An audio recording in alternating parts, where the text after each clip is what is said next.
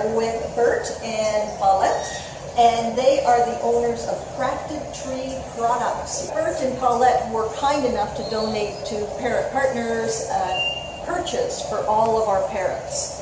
And we just love the work that they do, and we're so grateful for their support. Bert and Paulette have come and brought some of their other materials that they've done, and we're going to go and take a look at them and see what they're like. I'm sure you're going to love them, but it's really cool what they've done in some of these instances. So let's start by talking about this guy. Bert, what is this? Okay, so this is for bigger birds like your macaws and stuff. The nice thing about these is they all come apart. It comes in. You can take it apart, you can move it from room to room easy. We can put food and water dishes on them. These ones are fairly plain, like there's no toys and ropes and things on them. But what you have here, then, what you've made is basically a modular system, right? Yep.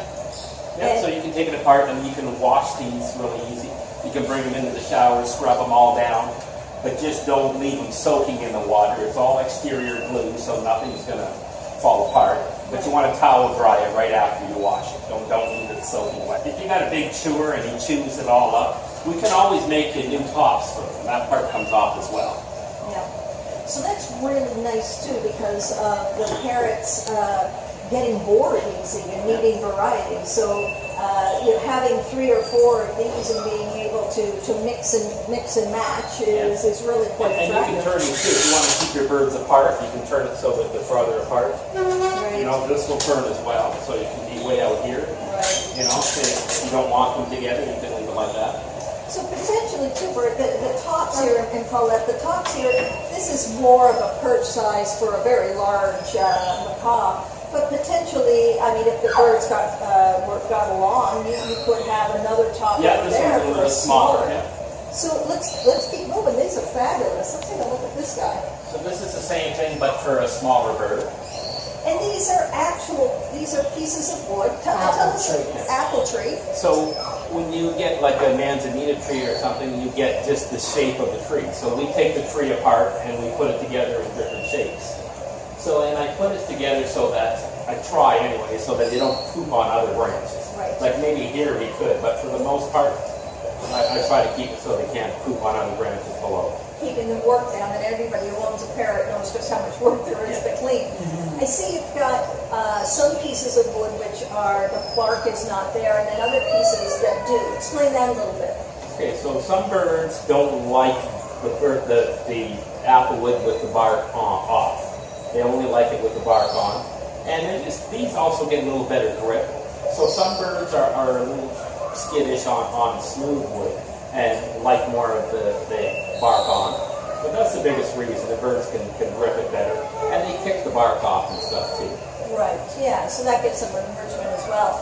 What we do a lot of times when we have the manzanilla wood, we have birds as well that don't like the smoothness. But we either wrap it with vent wrap, or if they have a foot condition, we'll wrap it with towel or and then vent wrap so that there's more. Yeah, a lot of people do that. Grip. Yes, there's grip, but there's also the softness, so it's not aggravating whatever is happening in the foot. That's right. So this is lovely, and I really wanted to look at this because it really speaks about the variety that you could potentially have in this system. We can make it for whatever size birds, whatever size you want. This one has 3. Right. You know, so say if you had one here and one there, and the birds didn't get along, you can take the center one out. Right. You know, right. so you can use this in different ways. But this is something that's attractive enough that you're not really going to say I just don't want that in my house. I don't want, because there are people. We're not one, obviously. We're crazy parrot people, but there are people who aren't really as crazy as we are, and they don't really want to ruin the aesthetic of their home or take away from that. So this is something that definitely would blend in. And if company was coming, you could just pull out those and they're gone. Yeah. Very, very, very nice. Yeah, I figured this would be good for somebody who's doing demonstrations with birds and stuff. If you got a lot of birds. Right. One day you can have it for small birds, next day you can put bigger ones in it for bigger birds. Right, yeah. The variety, just for the birds, but also for the humans, is really quite nice. Now this one over here, we're going from something which is just the basis, right? Literally the base. Now we're going into something which is a little more involved over here. Talk to me a bit about this. All Applewood again? Yeah. So this we call a play jig because it has the ropes and the toys and different things like that. So, you know, where these other ones that you see were just more of a stand, this is more of a play jig. Right. And because you have the holes already drilled in, I mean, it doesn't, if somebody wanted to modify this, it doesn't take an awful lot of, skill to drill your own holes, correct? Yep. Then you can drill holes, add rope, Right. you know, as long as you use a non-treated rope. Right, yeah. And then we can sell you just toys and stuff too. Right, right. But for somebody, I think what it strikes me is that there's endless possibilities with this. Absolutely. Right? That, you know, even once your bird gets tired, you can switch it out, but you can also modify what you have before you turn to switching it out. That's right. You can also replace the top. So the stand will always be yours, and if you want to take the top off and get another top for it, because birds get bored so easy, it comes right off. Yeah, you got a big chew, you know. Yeah, so this comes right off, and then you're left with this base, That's and then right. the bottom base. Yep. And it is in 3 pieces for easy traveling, if you had to go and travel. And we can put food and water dishes on any of these. Yes. And this is, I mean, you've done a good job that there isn't, a lot of things when I look at pieces like this, I'm always worried that it's top heavy and the bird's going to, because they'll go right over to the very end and, you know. We try really hard to make them so Yeah, that. and then this particular one, you know, actually got to kind of set it up so it's a little more balanced with the legs. Right, yeah, yeah. Very, very nice. And we've got the eye hook here that we can hang some toys and some foraging and make the foraging a little more difficult for the bird. So these are examples of some of the perches that you were kind enough to donate to us. And what we found in your donation was a really nice variety of perch sizes because of the different size birds that we have, right? Perch size is really important. We can't stress that enough because a lot of times improper perch sizes lead to foot problems. So these are lovely. You've got something that they can chew on. That's Applewood that hasn't seen pesticide. That's been lovingly cared for, and they just make fabulous perches. Talk to me about this. This is lovely. Okay, this is a tabletop jig. So you put this on top of the table, it's a little low to go on the floor. It's got all the different play features. You got a ladder here. You know, you've got a little bit of a swing and some toys here. Now we've got a piece here. This can be taken off, and this can be put over here. You can move it to different locations. Or you can hang a toy there. You can hang it over the edge, and you can put it here. Yeah. Food and water dishes. And little platforms. Yeah. So it's almost like he's got, the Little balcony. A little balcony, exactly, which is very cool. We just adopted a Timney African Grey to a family, and the Timney African Grey had a disability where his foot is no longer operative, and he walks on what would be his ankle as he goes. And so he can't do things like this after a while. But I like the idea that you've got those platforms, and because you're designing these yourself, I really see that other people who have disabled birds, this could be a real option. So if you have a disabled bird, we can make this any way you want. You just tell us ideas, tell us what's wrong with your bird, and we'll try to work it out so if you had a bird that had a bad foot, we'd have maybe a little peg here so he can hold on to it with his beak and stuff like that. Right? So I'll always think about that. Right. So it's one thing to have to think about the occupational therapy and the adaptive aids, right? There's all kinds of adaptive aids for dogs and cats, but there's very, very few for parrots. And something like this, when you're working with a craftsman who can do this on their own, you work with your vet to think about how much, whereas get it sketched out, but you guys are the ones that can actually make that. We'll make this any size. You want it twice as big or half the size, we'll make it however. Custom make it the It can way be plain, it can be busy. Very nice. This I love. I mean, this, we have the Grand Aviary. For people who haven't already seen it, maybe you'll see it either in video or in real life. But this would go fabulously. Oh, I have the upper body strength. It would go fabulously in the Grand Aviary. And the nice thing about this is that it's also a swing, isn't it? Yeah. Well, you see, normally you would hang it from 3 points on the ceiling. Right. And I can make these rods at any size. You had a 12-foot ceiling or something, it doesn't matter. But normally you hang it at 3 different points, and it doesn't swing quite I as see. much. If it doesn't, yeah. But I can see our macaws or cockatoos just love that. I mean, they would just, you'd have to have it really firmly secured in a truss. But So this has a little play feature on it, and then a little place to hang something. We got it higher so they can sit on here and play with it. right. But the same thing, we can put food and water dishes on here. We can put ladders that hang down below it as well. Right. So you've got both the smooth wood and the wood that has the bark on it. Again with this, and that's a nice enrichment feature as well.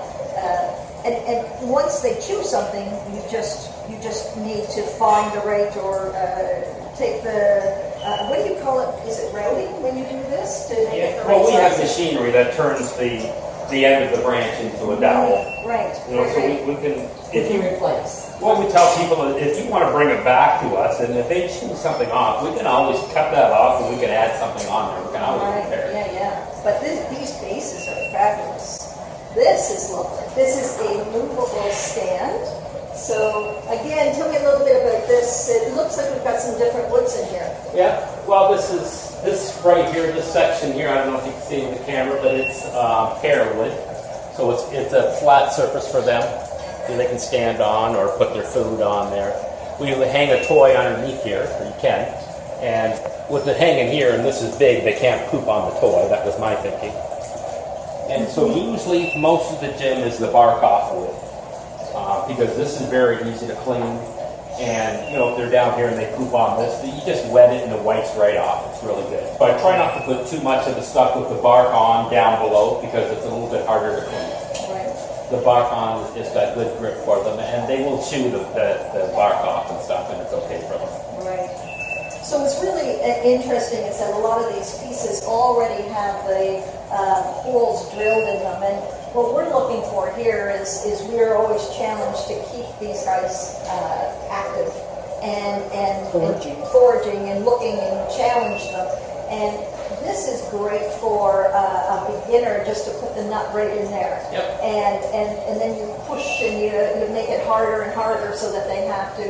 And some of the things you've done here, I can just see all of these different possibilities for foraging. Yeah. So all of these possibilities to work with your parrot so that they start to have to go up levels of foraging competence and difficulty.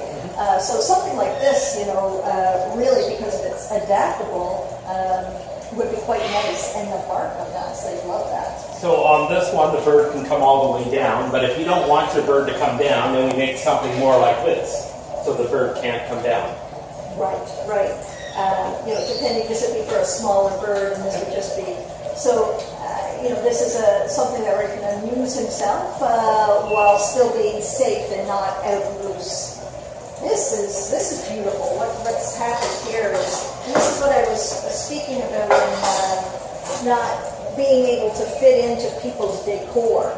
Right? I mean, I know it sounds silly, this could be a coat rack.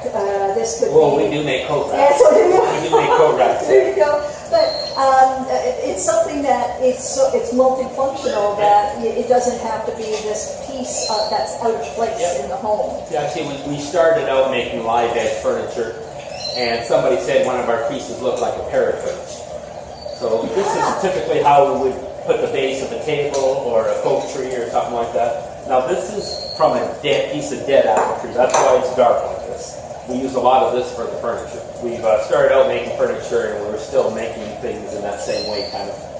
Well, and a lot of the people that are parrot people, they realize that parrots are under pressure for extinction because of people not being responsible with the environment. So the fact that you're safely reusing dead pieces of wood is actually is a plus. And these are all from apple trees, so it's all local wood. It doesn't come from another country like Java wood does and manzanita. And it's just as hard. It's very dense wood. So when they chew it, they can just kind of start working at the end. Where some types of wood, they'll grab it and it'll splinter all the way to here. But this only splinters little ways because the wood is so dense. Because it's so dense, it's so easy to clean as well. Right. So that's your big chewers, and this is going to be a big bonus for it. What do you have there, Paulette? We have some foraging perches. Oh, good, yes. So you can put your crackers or your apple or your oranges in them. Right. And they can work at getting it out. Right. So we'll be offering foraging workshops and how to, everything from how to start your parrot on foraging and not make it so hard that they become frustrated and leave it, and then how to really work with the advanced. And we're always looking for bases that start, because you can do this beginner right up to, we call it ninja level. Where and so having bases like this is a really important part of any parrot owner's repertoire, if you will. I mean, absolutely essential.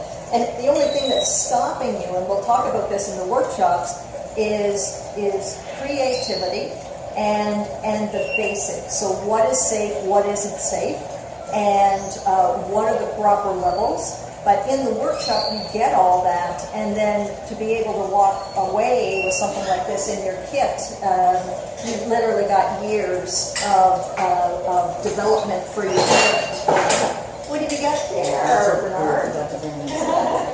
This is a cage side It's kind of rope like gym. Christmas for parrots. It's really good. So this is a cage side rope gym. So what we've done is taken 4 perches and put it on the rope with toys in between it, and you can hang these perches, maybe some here, maybe over here, all over the cage so that they can walk around and play on it. It's cage side rope gym. You just tie knots to shorten up the rope.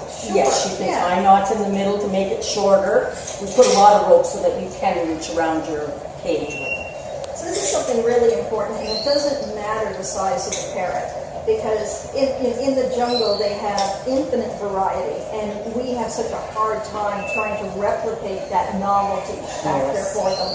And when we start to get creative, safe toys such as this, you can literally take a cage and configure it in umpteen different ways. And the happiness and the enrichment, the peace that's going to give that parrot. And I know some people are going to say, oh, my parrot is scared of anything that's new, and we'll walk you through that. Every parrot needs variety within structure. And that, some parrots, yes, especially African greys, everything's going to kill them. We'll walk you through how to socialize this so this is their best bud, right? And the difference, especially if you've got birds that are bored or that are, potentially starting to pluck, they're starting to, this is one of the tools in your toolkit to be able to address that. You can also add rope and toys to this and make your own toys out of this as well. Yeah. You can take one of these if you wanted and cut it in 2 and make 2 small ones. Yeah. You know what I mean? Or you could cut it in 4 and make 4 like 4 toys. Right. Or once they've chewed up the rope, you can buy this non-treated sisal rope anywhere. Any hardware store, as long as it's the light color. Make sure that it's non-treated.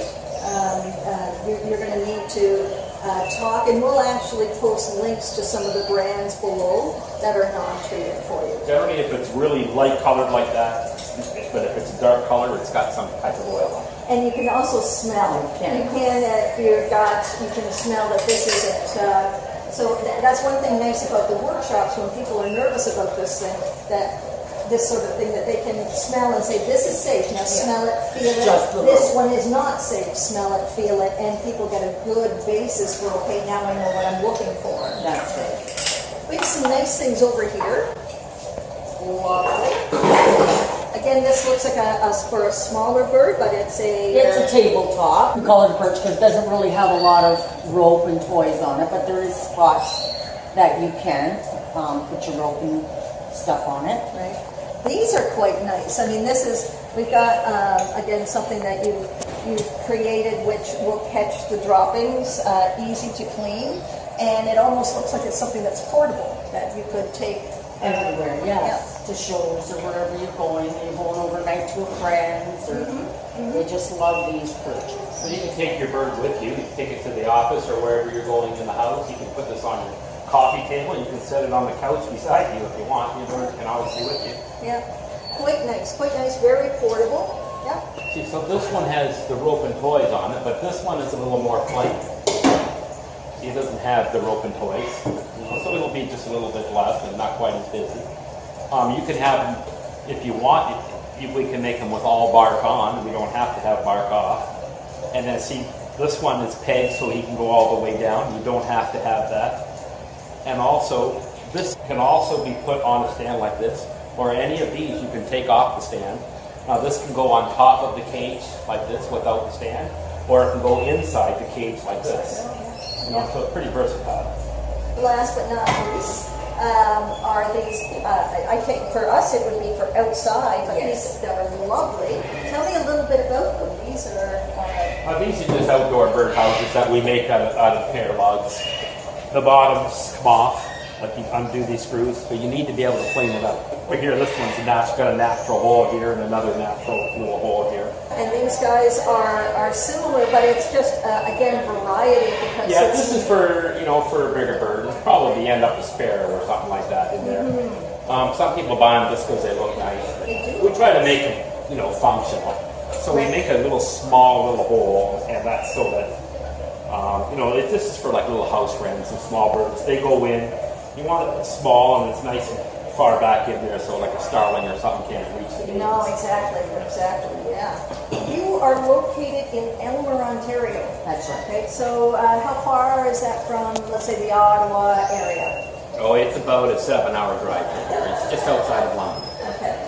And we're going to link to your, you have a website, you have a Facebook page? Yes, Yeah. we do. Yeah. We're going to link to that down below.